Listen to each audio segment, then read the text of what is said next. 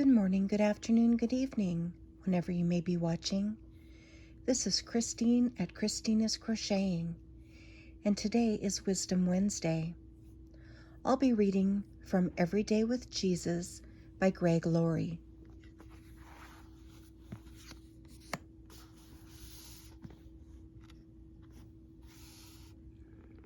Week 12, Wednesday. Is the honeymoon over? Nevertheless, I have this against you, that you have left your first love. Revelation 2:4.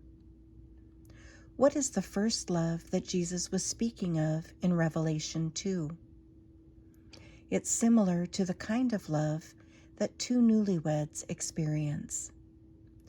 This is mentioned in Jeremiah 2, where God says, I remember you, the kindness of your youth, the love of your betrothal, when you went after me in the wilderness, in a land not sown. Verse 2. God was saying to Israel, I remember when we had that honeymoon type of relationship. It was a close, intimate love. This isn't to say that two married people can and should have that feeling of butterflies in their stomachs forever. I remember that when I first met my wife, Kathy, I would experience a loss of appetite and would get sort of jittery around her. Today, I am more in love with Kathy than I have ever been, but I am not necessarily feeling those emotions that I felt when we first met.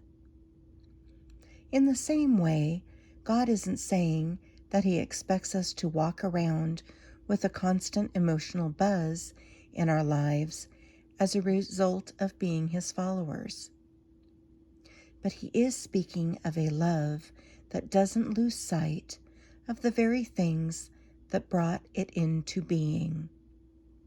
When a husband and wife begin to take each other for granted, when their life begins to become a mere routine, and the romance is dying, then you can know that marriage is in danger. This can happen to us as believers. We can start taking God for granted. We can start taking church and our faith for granted. Sure, we're still going through the motions, but have we left our first love?